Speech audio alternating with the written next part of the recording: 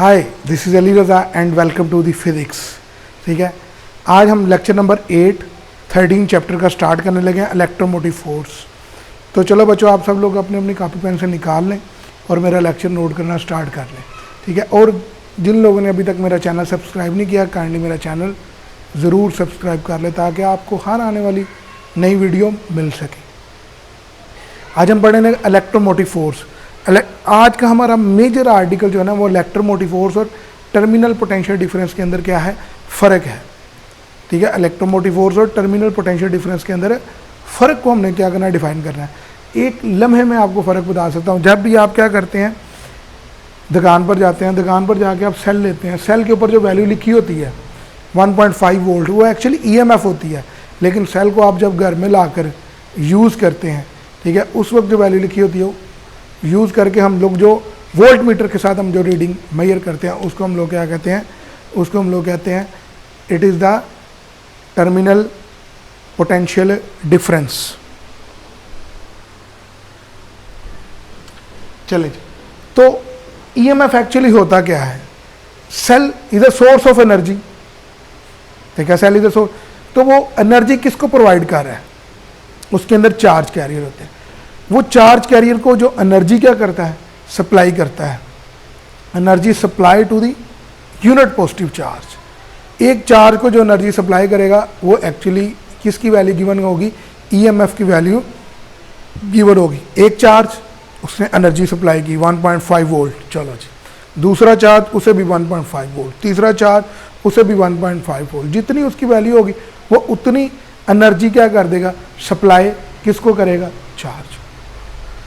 Clear हो गया?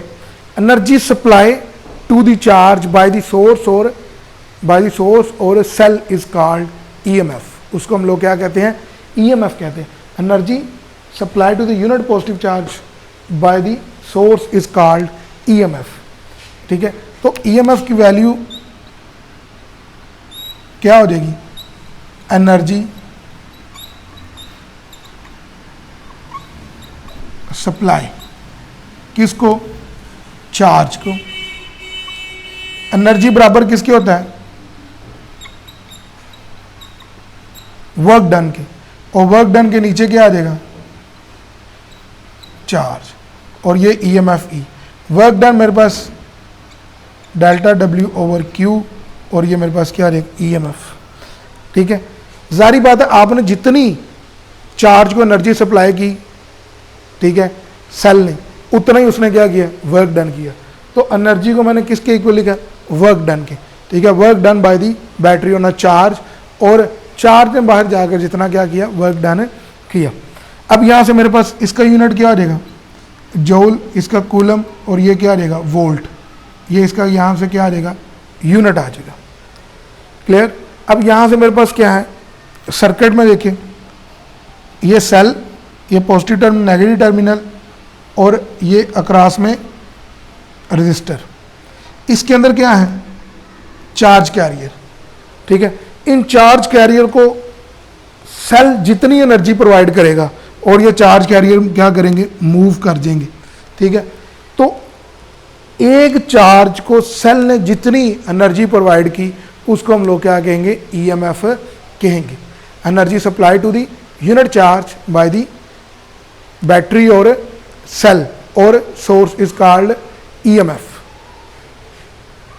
Clear हो गया? तो इसका मतलब क्या है?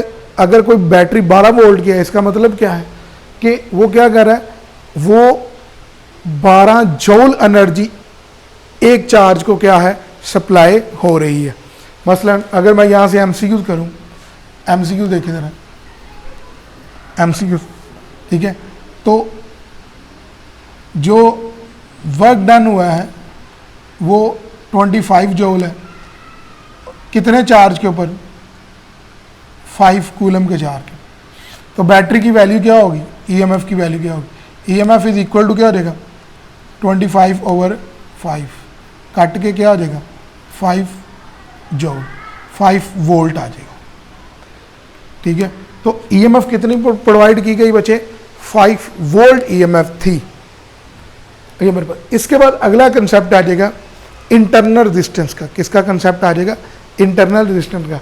इसमें देखिए ज़रा, इसको एनर्जी मिली, ये मूव किया, यहाँ तक आते थे एनर्जी ख़त्म होगी, फिर सेल ने एनर्जी प्रोवाइड की, फिर वो यहाँ से आते थे ख़त्म होगी, फिर सेल ने एनर्जी प्रोवाइड की और फिर यहाँ से आते थे क्या होगी, ख़त्म होगी। इसको ईएमएफ कहते हैं। क्लियर हो गया। अब मैं बात करने लगा हूँ इंटरनल रेजिस्टेंस की। किसकी बात करने लगा हूँ?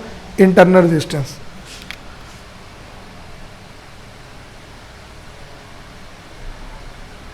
इंटरनल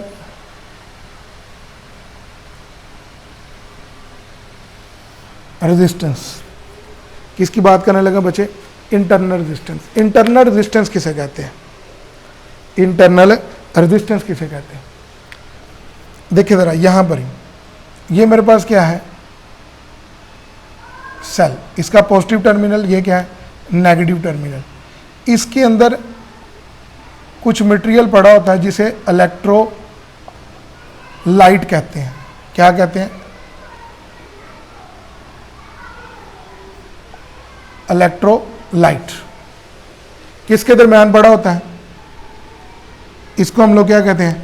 एनोड कहते हैं, उसको कैथोड कहते हैं, और दोनों को मिला के हम लोग क्या कहेंगे? इलेक्ट्रोड। ठीक है। इलेक्ट्रोड के दरमियान क्या पड़ा होता है? दो इलेक्ट्रोड के दरमियान क्या चीज़ पड़ी होती है? Electrolyte material. क्या चीज़ पड़ी होती है? Electrolyte material. क्या चीज़ पड़ी होती है? Electrolyte material.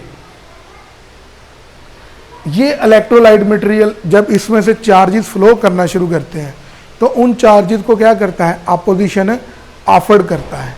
उन चार्जेस को क्या करता है? अपोजिशन ऑफर्ड करता है। वो जो अपोजिशन ऑफर्ड करता है उसको हम लोग क्या कहते हैं? उस अपोजिशन को हम नाम देते हैं इंटरनल रेजिस्टेंस का। क्या नाम देते हैं? Internal resistance. तो मैं डेफिनेशन क्या करूंगा? The opposition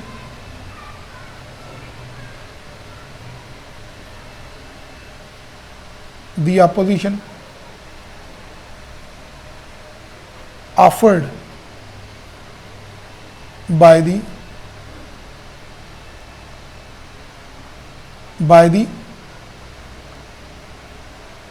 electrolyte। किसको? इलेक्ट्रोलाइट ने किसको? To the. ठीक है। अब इलेक्ट्रोलाइट कहां पर पड़ा हुआ है? which is present between two electrodes। ठीक है। कोई भी इलेक्ट्रोलाइट नहीं, वो इलेक्ट्रोलाइट जो किसके? इलेक्ट्रोड के दरम्यान पड़ा हुआ है, वो जो अपोजिशन ऑफर्ड करेगा। ठीक है। किसको? To the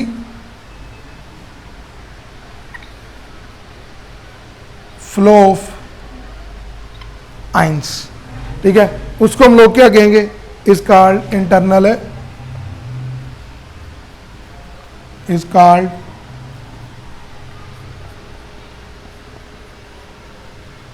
internal resistance. ठीक है। और denoted by small R. Clear हो गया? तो हम लोग ये कह सकते हैं कि बैटरी के अंदर जो इलेक्ट्रोलाइट मटेरियल पड़ा होता है, वो इलेक्ट्रोलाइट मटेरियल चार्जेस को फ्लो को क्या करता है? अपोजिशन ऑफर्ड करता है। वो जो अपोजिशन ऑफर्ड करता है उसको हम लोग क्या कहते हैं? उसको हम कहते हैं इंटरनल रेजिस्टेंस। अच्छा जी, फिर आ गया टर्मिनल पोटेंशियल डिफरेंस। क्या आ जाएगा? Terminal potential difference. क्या आ जाएगा? Terminal potential difference. Terminal potential difference किसे कहते हैं? जब आप सेल लेके आए उसकी वैल्यू ईएमएफ, लेकिन जब सेल को आपने सर्किट में जोड़ा, सर्किट में जोड़ते सारी सर्किट में से करंट फ्लो करना शुरू होगी। अब जो आप सेल के टर्मिनल के ऊपर जो आप वोल्ट मीटर लगा कर रीडिंग नोट करेंगे वो एक्चुअली क्या हो जाएगा? टर्मिनल पोटेंशियल डिफरेंस हो जाएगा। The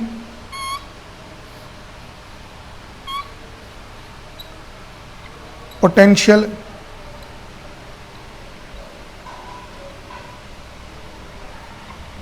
difference across the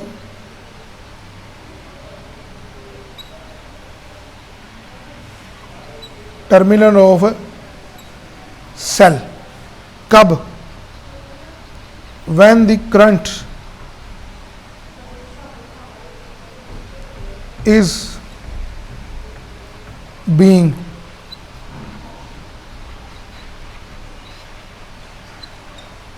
drawn from it, जब उसमें से करंट गुजरना शुरू हो जाए, सर्किट में से ड्रॉन फ्रॉम दी सर्किट कर लें। जब सर्किट में से करंट गुजरना शुरू हो जाए, ठीक है, उस वक्त हम लोग जो पोटेंशियल डिफरेंस, वो वोल्ट मीटर की मदद से जो हम पोटेंशियल डिफरेंस नोट करते हैं, उसको हम लोग क्या कहते हैं? Terminal potential difference. अभी देखिए ज़रा, ये मेरे पास सेल, ये इंटरनल रेजिस्टेंस, ये अंदर ईएमएफ और ये इंटरनल रेजिस्टेंस आर, ठीक है। ये पूरा एक स्ट्रक्चर हो गया सेल का। इस सेल के क्रॉस मैंने क्या लगा दी? बाहर कोई डिवाइस लगा दी जिसकी रेजिस्टेंस है आर, ठीक है। जैसे ही इसमें से आई करंट फ्लो करना शुरू हुआ, ठीक है, उस वक्त मैंने यहां पर एक डिवाइस है वोल्ट मीटर लगाकर जो टर्मिनल पोटेंशियल डिफरेंस नोट किया, जो पोटेंशियल डिफरेंस नोट किया, उसको हम लोग नाम क्या देते हैं? Terminal potential difference. अब देखिए ज़रा इक्वेशन देखिए, करंट किसी भी सर्किट में जो होता है वो ईएमएफ ओवर रेजिस्टेंस, रेजिस्टेंस एक ये लगी हुई है कि लगी, दोनों किस में लगी हुई है? सीरीज में, तो ऐड हो जाएंगी। इसको इधर ले जाएं तो आपके पास इक्वेशन ये बन जाएगी, EMF is equal to I R plus R. अब यहां से क्या आ जाएगा? EMF is equal to I R plus ये स्मॉलर आर। ये सारी चीज किसके इक्वल हो जाएगी? वी टी के, और ये ईएमएफ, और ये प्लस क्या हो जाएगा? I R.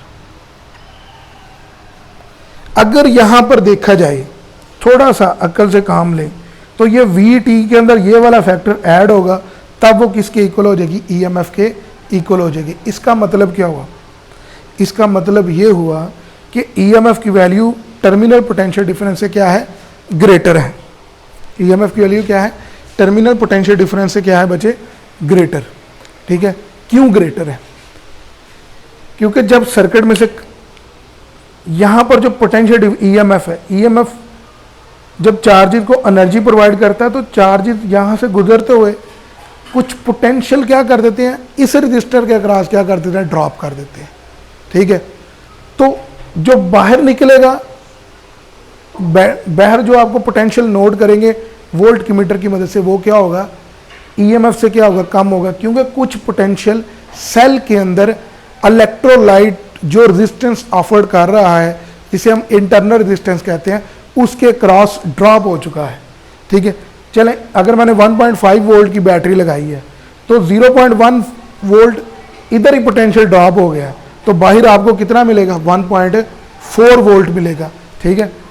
अब यहां से देखिए जरा, इधर आपके पास आपने बैटरी 1.5 वोल्ट की, 0.1 वोल्ट इधर ही ड्रॉप हो गया, तो रीडिंग जो नोट हो रही होगी वो कितनी होगी? 1.4। तो मुझे सिर्फ ये बता दें 1.4 बड़ा है या 1.5 बड़ा है? 1.5 ऑब्वियसली क्या है? बड़ा है। तो कुछ पोटेंशियल क्या हो चुका होता है? इंटरनल रेजिस्टेंस के अक्रॉस क्या हो चुका है? ड्रॉप हो चुका होता है। इसलिए जो टर्मिनल पोटेंशियल डिफरेंस की वैल्यू क्या होती है? लेस होती है एज कंपेयर टू ईएमएफ, जब डिस्चार्जिंग हो रही हो। और अगर सेल चार्ज हो रहा हो तो बाहर क्योंकि 220 वोल्ट की सप्लाई होती है, तो टर्मिनल पोटेंशियल डिफरेंस अंदर वाली ईएमएफ से क्या होता है? ज़्यादा होता है। अभी हम इसके एमसीक्यूज करने लगे हैं, ठीक है, और रिलेशन फाइंड आउट करने लगे हैं। आगे देखते हैं क्या होता है। हम लोग पढ़ने लगे हैं ईएमएफ और टर्मिनल पोटेंशियल डिफरेंस में फ़र्क है। एक एमसीक्यूज हल करने लगे। देखिए ज़रा, सबसे पहले कहता है कि 12 वोल्ट ईएमएफ है, इंटरनल रेजिस्टेंस फाइंड आउट करनी है, उसकी वजह से 2 एम्पेयर करंट फ्लो कर रही है, और जबकि एक्सटर्नल रेजिस्टेंस 200 ओम लगी हुई है। जैसे ही हमने वोल्ट मीटर लगा के टर्मिनल पोटेंशियल डिफरेंस जो नोट किया वो कितना है? 10 वोल्ट का। आपके पास एक फार्मूला है, अभी आपने पढ़ा हुआ EMF VT माइनस IR, और इसको जब हल करें तो EMF minus VT IR, R is equal to क्या रहेगा, EMF minus VT over I। देखिए ज़रा EMF कितनी दी है 12, टर्मिनल पोटेंशियल डिफरेंस 10 और करंट कितनी है 2, तो यहाँ से क्या आ जाएगा 2/2 और ये काट के तो 1 ओम। तो इंटरनल रेजिस्टेंस जो है वो कितने ओम की लगी हुई है, 1 ओम की क्या है लगी हुई है। अब इसके स्पेशल केस के ऊपर आते हैं, ठीक है। आई होप सो दैट आप लोगों को यहाँ से समझ में लगी होगी। अब इसके स्पेशल केस पे आते हैं। EMF is always present when no current is drawn from the circuit. जब सर्किट में से कोई करंट नहीं फ्लो कर रहा होता तब EMF की वैल्यू प्रेजेंट होती है। क्यों? ठीक है, क्यों? अब देखिए जरा, अब जब सेल मैन्युफैक्चर्ड हुआ उसके अंदर EMF की वैल्यू है, उसको सर्किट में नहीं लगाया, EMF की वैल्यू है, लेकिन जब सर्किट में से लगाया तो टर्मिनल पोटेंशियल डिफरेंस प्रेजेंट होता है, लेकिन EMF भी प्रेजेंट होगा। ये देखिए ज़रा, ठीक है, VT is equal to IR। जब I 0 हो जाएगा तो VT क्या हो जाएगा 0, लेकिन EMF जो है वो नॉट इक्वल टू 0। क्यों? क्योंकि इसका मतलब ये है कि सर्किट में से करंट नहीं फ्लो कर रही। इसका मतलब ये नहीं है कि EMF ख़त्म होगी, EMF अंदर सेल के अंदर होती है, उस वक्त करंट की वैल्यू 0 होती है जब सर्किट ओपन होता है, तो टर्मिनल पोटेंशियल डिफरेंस 0 होता है, लेकिन EMF 0 नहीं होती। अच्छा, इसके बाद देखिए दूसरा केस देखिए, EMF always greater than terminal potential. तो आपके पास पूरा formula EMF is equal to VT plus IR। अगर इसको मैं 100 लिखूं, 95 और प्लस क्या लिखूं 5, तो आप मुझे बताएं 100 ऑलवेज ग्रेटर देन 95, ऐसा ही है कि नहीं? तो बच्चे एक चीज़ जहन में बिठा लें आप लोग कि EMF हमेशा क्या होगी, ग्रेटर होगी जब चार्जिंग प्रोसेस हो, और जब क्या हो, डिस्चार्जिंग हो रही हो। क्या चीज़ हो रही हो? डिस्चार्जिंग हो रही है। तो EMF क्या होती है, ऑलवेज क्या होगी बच्चे, प्रेजेंट होगी, ठीक है, और वो हमेशा क्या होगी, ग्रेटर भी होगी, ठीक है। अब ये जो इसकी वैल्यू कम क्यों हुई है, इसकी वैल्यू कम इस वजह से हुई है क्योंकि इंटरनल रेजिस्टेंस के अक्रॉस पोटेंशियल क्या हुआ था, ड्रॉप हुआ था। इसकी वजह से जो टर्मिनल पोटेंशियल डिफरेंस की वैल्यू क्या होती है, कम होती है। अब अगला केस है, ये दोनों इक्वल कब हो सकते हैं, ये दोनों इक्वल कब हो सकते हैं, जब R 0 हो। Internal resistance EMF is equal to VT plus IR, ठीक है, EMF is equal to VT plus I और इसकी जगह 0, तो ये मेरे पास EMF इज इक्वल टू क्या आ जाएगा, VT आ जाएगा। क्लियर हो गया? तो अगर इंटरनल, पेपर में MCQ आ सकता है, इंटरनल रेजिस्टेंस जब 0 होती है तब टर्मिनल पोटेंशियल डिफरेंस और EMF दोनों एक दूसरे के क्या होते हैं, इक्वल होते हैं। या वो कह सकता है EMF and terminal potential difference are equal when, तो आपने कहना है इंटरनल रेजिस्टेंस क्या होगी, ये वाले इंटरनल अगर 0 हो तो EMF और टर्मिनल पोटेंशियल डिफरेंस एक दूसरे के इक्वल होंगे। इसका मतलब क्या हुआ कि टर्मिनल और पोटेंशियल डिफरेंस में फ़र्क क्यों पड़ता है, सिर्फ और सिर्फ उसकी एक काज है, इंटरनल रेजिस्टेंस। आगे देखिए चार्जिंग प्रोसेस क्या होता है, कौन सा process, charging process. Charging process के अंदर देखिए हमारे पास क्या चीज़ है कि चार्जिंग प्रोसेस के अंदर ये सेल है और सेल को मैंने 220 वोल्ट से कनेक्ट कर दिया। किससे कनेक्ट कर दिया, 220 वोल्ट से। जब 220 वोल्ट से कनेक्ट कर दिया, ठीक है, तो क्या हो रहा होगा, तब सेल क्या है, चार्ज हो रहा होगा। तो बाहर 220 वोल्ट और अंदर वही सेल की वैल्यू 1.5 वोल्ट। तो क्या हुआ, चार्जिंग प्रोसेस के अंदर हमेशा क्या होगा, ये चार्जिंग प्रोसेस है, हमेशा EMF लेस देन होगी टर्मिनल पोटेंशियल डिफरेंस। ये एक अकेला वाहद केस है जिसके अंदर क्या होता है कि ईएमएफ जो होती है बच्चे वो लेस होती है टर्मिनल पोटेंशियल डिफरेंस से। नहीं तो हमेशा ही क्या होगा डीसी सर्किट के अंदर क्या होगा कि ईएमएफ जो है वो ऑलवेज ग्रेटर होगी टर्मिनल पोटेंशियल डिफरेंस से। अब हम लोग ये चारों एमसीक्यू आ सकते हैं। अब एनर्जी डेसिपेशन की इक्वेशन देखिए। एनर्जी डेसिपेशन ये देखिए आपने पढ़ा हुआ है EMF is equal to V T plus I R. I से दोनों तरफ मल्टीप्लाई कर दें और V T I plus I square R. सबसे पहले ये वो एनर्जी है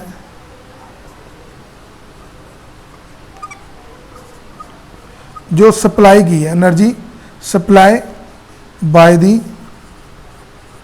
सेल टू चार्ज। क्लियर हो गया। और ये वाली कौन सी एनर्जी है, energy dissipate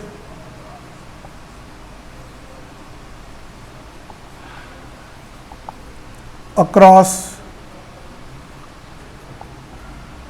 internal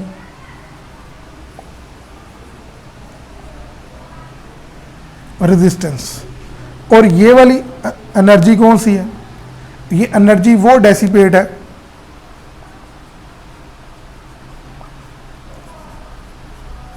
energy dissipate across the external resistance और कंपोनेंट। जो बाहर हमने सर्किट में कोई चीज़ लगाई थी है उसके क्रॉस एनर्जी जो क्या हो रही थी डेसिपेट हो रही होती है उसको हम लोग कहते हैं। तो इसका मतलब क्या हुआ, इसका मतलब ये हुआ कि कंक्लूजन ये निकला कि जितनी एनर्जी बैटरी सप्लाई करती है उतनी ही एनर्जी क्या है कंपोनेंट के क्रॉस ड्रॉप होती है। कुछ पार्ट इंटरनल रेजिस्टेंस के क्रॉस डेसिपेट हो जाता है और कुछ पार्ट एक्सटर्नल या बाहर वाले सर्किट के क्रॉस क्या है डेसिपेट हो जाता है। अभी हम बच्चे पढ़ने लगे हैं मैक्सिमम आउटपुट पावर। ठीक है, पिछले एक आर्टिकल में एक लाइन जो छूट गई थी वो अभी हम पढ़ने लगे। ईएमएफ जो होती है वो कॉज होती है, यानी कि आप ये कह लें कि हम लोग कॉज का मतलब क्या है कि मैन्युफैक्चर्ड है। ठीक है, और जबकि टर्मिनल पोटेंशियल डिफरेंस क्या है इफेक्ट है। कब का, जब करंट क्या करती है फ्लो कर रही होती है उस वक्त जो इफेक्ट हो रहा होता है टर्मिनल पोटेंशियल डिफरेंस। अब हम बात करने लगे हैं मैक्सिमम आउटपुट पावर। किसकी बात करने लगे हैं, maximum output power. Maximum output power में मैं पहले ये मेरे पास बैटरी लगी हुई है, इंटरनल रेजिस्टेंस, अंदर ईएमएफ और बाहर मैंने वेरिएबल रजिस्टर क्या कर दिया कनेक्ट कर दिया। कौन सा रजिस्टर कनेक्ट कर दिया, वेरिएबल रजिस्टर। और दरम्यान में मैंने वोल्ट मीटर लगा रहा है ताकि टर्मिनल पोटेंशियल डिफरेंस की वैल्यू नोट कर रहा है। अब बैटरी जितनी एनर्जी सप्लाई कर रही होगी वो बाहर वाली एक्सटर्नल रेजिस्टेंस, इधर पंखा लगा दें, कोई डिवाइस लगा दें, बल्ब लगा दें, वो सारी की सारी बाहर क्या होगी डेसिपेट हो रही होगी। और जितनी एनर्जी सप्लाई हो रही होगी एट द एंड, आज नहीं कल, विद रिस्पेक्ट टाइम, वो सारी की सारी क्या होनी है डेसिपेट होनी ही होनी है। पावर डिलीवर्ड और पावर डेसिपेशन पिछले लेक्चर में हम लोगों ने पढ़ा, एक दूसरे के क्या होते हैं इक्वल होते हैं। द लॉस ऑफ एनर्जी पर सेकेंड, पावर की एक डेफिनेशन ये भी आ गई, लॉस ऑफ एनर्जी पर सेकेंड इज कॉल्ड पावर और पावर डेसिपेशन। जितनी बैटरी पावर सप्लाई कर रही होगी उतनी ही क्या हो रही होगी पावर क्या हो रही है डेसिपेट हो रही होगी। तो यहाँ से पावर का फार्मूला क्या आ जाएगा वी आई, पावर का फार्मूला क्या आ जाएगा वी आई। और आई इज इक्वल टू क्या होता है ईएमएफ ओवर, ठीक है, ईएमएफ ओवर, या सिंपल आप ये कह लें पावर का फार्मूला क्या आ जाएगा वी आई। ठीक है, और वी इज इक्वल टू क्या होता है आई आर। क्लोज सर्किट है तो ओहम लॉ लगेगा। ठीक है, तो ये पी इज इक्वल टू क्या आ जाएगा, P is equal to I R और नीचे आई, और ये मेरे पास क्या आ जाएगा आई स्क्वायर आर हो जाएगा। क्लियर हो गया। तो पी इज इक्वल टू क्या हो जाएगा आई स्क्वायर आर। अब यहां से मेरे पास देखिए ज़रा, ये वो पावर है जो डेसिपेट हो रही है और सर्किट सीरीज में लगा है तो सीरीज में यही फार्मूला एप्लीकेबल होता है। आप लोग ये सोच रहे होंगे कि हमने I is equal to V over R या वी स्क्वायर ओवर आर नहीं रखा, तो वी स्क्वायर ओवर आर उसमें होता है जिसमें वोल्टेज कांस्टेंट हो, इसमें क्या रहना है, करंट ने कांस्टेंट रहना है, इसलिए मैं P is equal to I square R वाला फार्मूला ही अप्लाई करूँगा। अब आपने अभी थोड़ी देर पहले पढ़ा I इज इक्वल टू क्या होता है, EMF ओवर टोटल डिस्टेंस, ये वाले, तो इसमें मैं क्या कर दूंगा, ऐड कर दूंगा, तो पावर इज इक्वल टू क्या आ जाएगा, स्क्वायर I की जगह मैं क्या पुट करूंगा, EMF over R plus R, और नीचे बाहर क्या आ जाएगा, R आ जाएगा, EMF over R plus R का स्क्वायर इंटू R।